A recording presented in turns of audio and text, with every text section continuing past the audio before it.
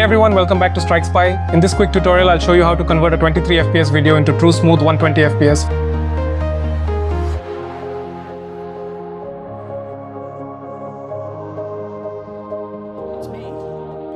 First, import your 23 FPS clip into After Effects. Select the footage and enable frame blending. Once that's done, export the video in its original frame rate using a lossless format to preserve the maximum quality.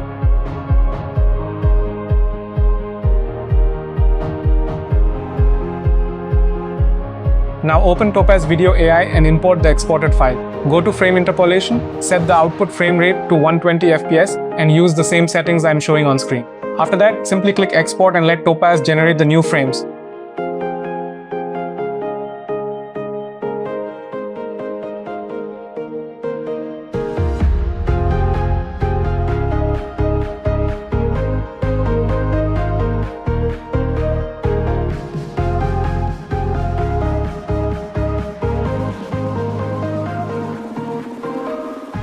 Your 23 FPS footage has now been converted into smooth, true 120 FPS video with much better motion clarity.